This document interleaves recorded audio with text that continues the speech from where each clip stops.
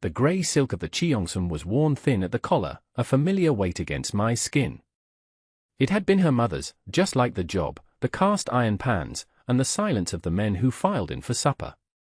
For a week, she had moved through the ranch cookhouse like a ghost, measuring rice and chopping cured pork with her mother's cleaver, her every motion an echo of the woman who was gone. The men ate what she cooked, but their eyes slid past her as if she were a fixture, a piece of equipment that had been replaced. She was 24 years old, and in the vast, dust-choked expanse of the Nevada Territory in 1878, she was utterly alone. The rancher, Arthur Vance, was a man carved from the unforgiving landscape itself. He was tall and weathered, with eyes the color of a winter sky that missed nothing. He said little, which somehow made the silence in the room heavier.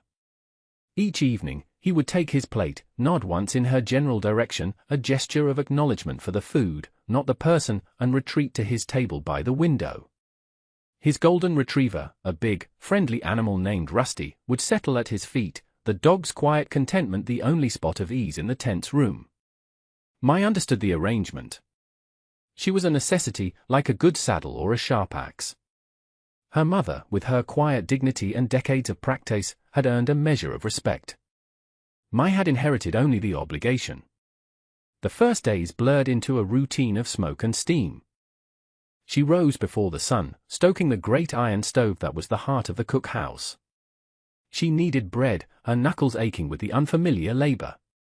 Her mother had made it look effortless, a dance of flour and water. For Mai, it was a battle.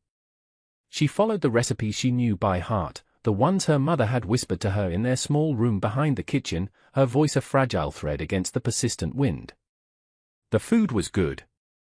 It was nourishing. But it was not her mother's. The men ate, their jaws working, their gazes fixed on their plates. No one complained, but no one offered a word of praise either. It was a paid transaction. Nothing more. One evening, a lanky ranch hand named Jed, whose face was a permanent sneer, pushed his plate away with half a biscuit still on it. He didn't say a word, but the scrape of the tin against the rough-hewn table was louder than a shout. The other men glanced at him, then at Mai. She stood by the stove, her hands wrapped in her apron, her spine straight. She did not look at him. She looked at the wall just past his head, her expression as smooth and unreadable as polished stone. She had learned that from her mother, too. Never let them see the tremor in your hands. Later that night, as she was scrubbing the last of the grease from a skillet, Arthur Vance entered the cookhouse. Rusty trotted ahead of him, tail wagging, and nudged his wet nose into her hand. Mai startled, dropping the rag into the soapy water. The dog was the only creature on the entire ranch who had offered her any kindness. She stroked his soft head, the simple contact a balm to her frayed nerves. "The men are accustomed to your mother's cooking," Arthur said, his voice a low rumble. It wasn't an accusation, but it wasn't a comfort, either. It was a statement of fact. "I am doing my best," Mai replied, her voice softer than she intended. She kept her eyes on the dog. "I know," he said. He stood there for a long moment, watching her. "The supply wagon from Carson City is late. We're running low on flour and salt pork." This was new information. Her mother had managed the stores with meticulous care, but Mai had been so focused on getting through each meal that she hadn't taken a full inventory. A cold knot formed in her stomach. How low? 3 days' worth. Maybe 4, if you're careful. Therefore, the weight on her shoulders doubled. It was not just about winning the men's approval anymore. It was about survival. If she failed, 20 men would go hungry. And in this harsh land, hunger was a dangerous spark. He turned to leave, then paused at the door. "Jed's a fool." But his allowed 1 inch, the words hung in the air, a warning she didn't need but one he felt compelled to give. She did not yet know that the delayed wagon was more than just a misfortune. The next 2 days were a slow torment. Mai stretched the supplies, making thin stews instead of thick ones, serving smaller portions of bread. The grumbling in the mess hall grew from a low murmur to an audible current of discontent. Jed made sure of it.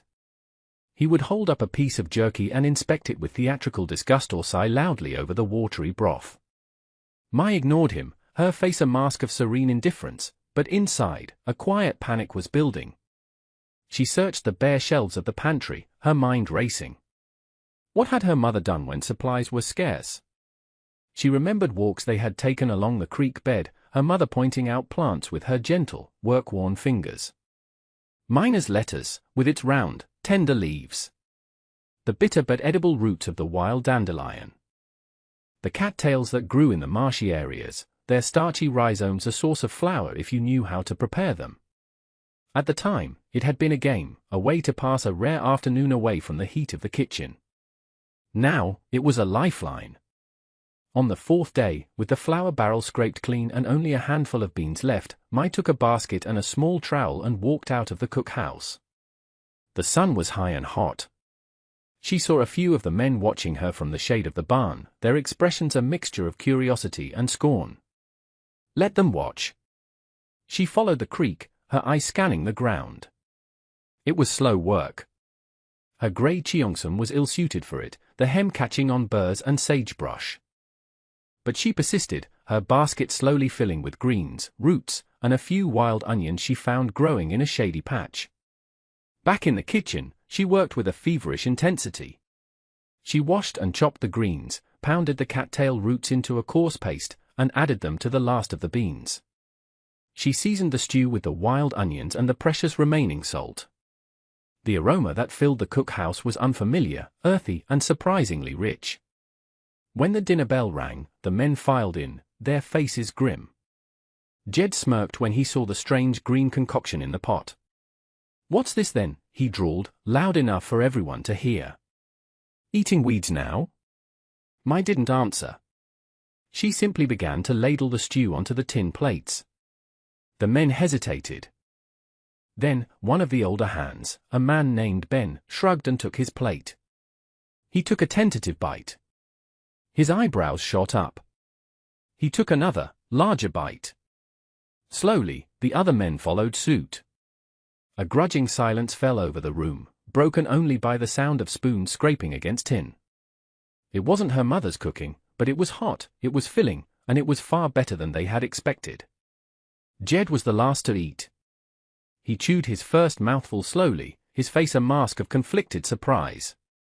He didn't say a word, but he cleaned his plate. Just as the men were finishing, Arthur Vance walked in. He looked at the empty pot, then at the men. He ladled the last of the stew onto his own plate and ate it standing by the stove. He looked directly at Mai, and for the first time, his gaze held something more than simple assessment. It was a flicker of respect. "Good work," he said, his voice clear and steady. He turned his gaze on Jed. "We eat what's put in front of us on this ranch. If it's not to your liking, the road to Virginia City is that way." Jed's face turned a dull red. He looked down at his empty plate and mumbled something under his breath. The challenge was over. Mai had held her ground, and the rancher had backed her? A small, tight knot of fear in her chest began to loosen. But as the men filed out, a rider galloped into the yard, his horse lathered and breathing hard. It was the driver of the supply wagon, and the news he brought would make the problem of an empty pantry seem trivial. The man who had delayed his wagon, a powerful cattle baron named Marcus Sterling, was trying to starve them out. That night, the cookhouse was quiet again, but it was a different kind of silence. The tension was gone, replaced by a shared uncertainty. Mai sat at one of the long tables, mending a tear in her apron, her mind replaying the rider's words. Sterling owned the main freight company. He was buying up water rights, squeezing the smaller homesteads until they had no choice but to sell to him for pennies on the dollar. Arthur's ranch was one of the last holdouts in the valley. The door creaked open and Arthur came in, Rusty at his heels. The dog padded over to Mai and laid his heavy head in her lap. She stroked his ears, the repetitive motion soothing. "He seems to have chosen you," Arthur said, pouring himself a cup of coffee from the pot she'd left warming on the stove. "He is a good friend," Mai said softly. Arthur sat down across from her. The lantern light cast deep shadows across his face, making him look older, more tired than she had ever seen him. My wife, she was from back east. Boston. Folks out here never really took to her. Thought she was too refined, too delicate for this life. He stared into his coffee cup. They were wrong. She had a strength they couldn't see. A quiet strength. Like your mother. He finally looked up, his eyes meeting hers across the table. Unlike you. The words were unexpected, a sudden crack in his stoic facade. Mai felt a warmth spread through her chest, chasing away some of the lingering chill of her loneliness. My mother, she loved this place. The sky. She said you could see the whole world from here. She was right, he said. He nodded toward a small, leather-bound book on a nearby shelf. Is that her recipe book? Mai's breath caught. She had placed it there for safekeeping. It was filled with her mother's elegant, flowing script, characters that would be meaningless to anyone else on the ranch. Yes. It is. She told me once that the recipes were stories. Stories of our home, of our family. Arthur didn't mock or dismiss it. He simply listened, his attention focused entirely on her. I'd be honored if you'd tell me one of them sometime. It was a simple request, but it felt monumental. He was seeing her, Mai, not just the cook. He was asking about her past, her heritage. Before she could answer, the sound of hoofbeats echoed from the yard, followed by sharp, commanding voices. Rusty lifted his head, a low growl rumbling in his chest. Arthur stood, his expression hardening. Stay here, he commanded, and walked out the door. Mai went to the window, peering through a crack in the curtains. 3 men on horseback were in the yard, their silhouettes dark against the moonlight. The man in the center was large and dressed in a fine coat that seemed out of place on the dusty ranch. He dismounted with an air of ownership, his voice smooth and condescending as he spoke to Arthur. She recognized the name from the wagon driver's report. Marcus Sterling. Vance, Sterling said, his voice carrying on the still night air. I was in the area. Thought I'd save you the trouble of riding into town to accept my offer. The answer is no, Sterling. Arthur's voice was flat, cold as iron. It was no last month, and it's no now. Sterling chuckled, a low, unpleasant sound. A man has to be practical. Drought's coming. Supplies get lost. Good help is hard to find, he gestured vaguely toward the cookhouse.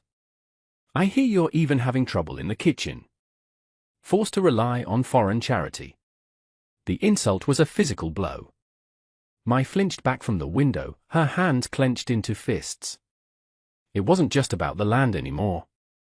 Sterling was attacking Arthur's judgment, his ability to run his own ranch, and her right to even be there. Mai is the best cook in this valley, Arthur said, his voice dangerously quiet. And this ranch is not for sale. A shame, Sterling said, swinging back into his saddle. Things have a way of getting worse before they get better. Accidents happen. Fires start. A man alone has a hard time protecting what's his. It was a clear threat. Sterling and his men turned their horses and rode out, leaving a heavy silence behind them. Arthur stood alone in the yard for a long time, a solitary figure under the vast, starry sky. When he finally came back inside, his face was grim. He didn't have to say anything. Mai knew that by refusing Sterling, he had chosen a fight he might not be able to win. He had defended her honor and, in doing so, had placed his entire world, and everyone in it, directly in the path of a ruthless man. The choice had been made. Now, they would all have to live with the consequences. The 6 months that followed were a long, hard winter, both in weather and in spirit. Sterling was true to his word. The ranch became an island. Shipments of grain were accidentally rerouted. A deal for winter hay fell through at the last minute with no explanation. Whispers in town painted Arthur Vance as a stubborn fool, a man heading for ruin. The pressure was immense, a slow, grinding force meant to break him. But Sterling had miscalculated. He had assumed Arthur was alone. He hadn't counted on Mai. She watched the strain etch new lines around Arthur's eyes and saw the worry in the taut set of his shoulders. She saw it, and she refused to let it happen. Drawing on her mother's stories of the merchants in the Chinese quarter of Virginia City, she wrote a letter. She asked one of the few ranch hands still loyal enough to make the treacherous ride to deliver it. It was a gamble, a plea for help sent into the unknown. 2 weeks later, a heavy wagon, larger and sturdier than the one Sterling's company used, rolled into the ranch yard. It was driven by a stern-faced Chinese man named Mr. Chen, a merchant who had known Mai's father years ago on the railroad. The wagon was loaded with rice, salted fish, dried mushrooms, barrels of soy sauce, and everything else they needed not just to survive, but to thrive.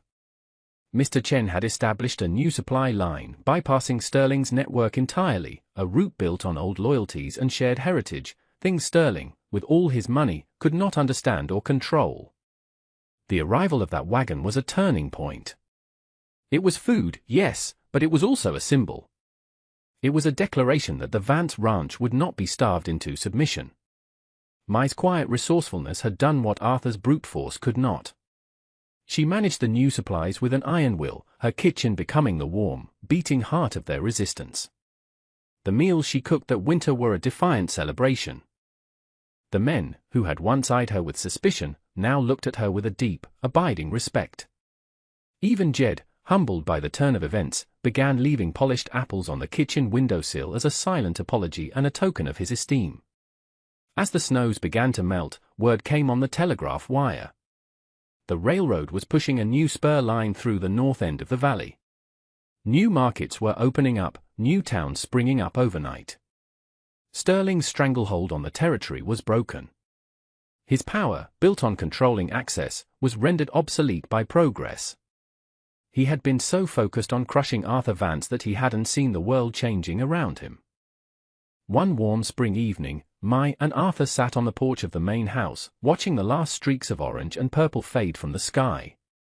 The air was soft, carrying the scent of sage and damp earth. Rusty was asleep at Mai's feet, his side rising and falling in a steady rhythm. The ranch was quiet, peaceful. They had weathered the storm.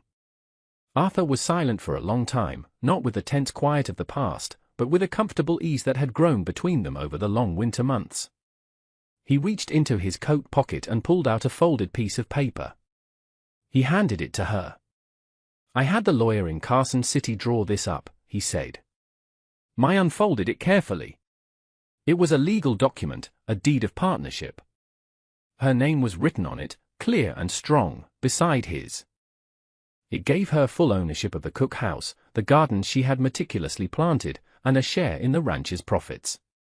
It was an act of profound respect, giving her something few women, and almost no Chinese women, possessed in that time and place: legal standing, independence, and a home that was truly hers.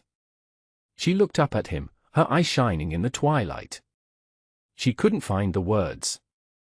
It was more than she had ever dared to imagine. She had come to this ranch to fill her mother's place, expecting only to survive. She had found a partner, a home, and a future she could call her own. Arthur looked out at the land, his land, their land. "A ranch isn't just cattle and fences," he said, his voice thick with emotion. "It's the people who refuse to break when the wind blows. The ones who stand their ground. You did that, Mai. You saved this place." Mai folded the paper and held it to her chest. The worn grey silk of her mother's dress felt different now. It was no longer a reminder of what she had lost, but a testament to the strength she had found within herself. She looked at the strong, quiet man beside her, at the loyal dog at her feet, and at the vast, peaceful valley spread before them. She was no longer a ghost in her mother's kitchen. She was home. And that brings us to the end of this one. If you stayed with me all the way through, thank you. Stories like this one only get told because folks like you sit down and listen. If you liked what you heard, go ahead and hit that like button. And if you want more stories from the old frontier, subscribe so you don't miss the next one. Until then, take care of yourself, and thanks again for being here.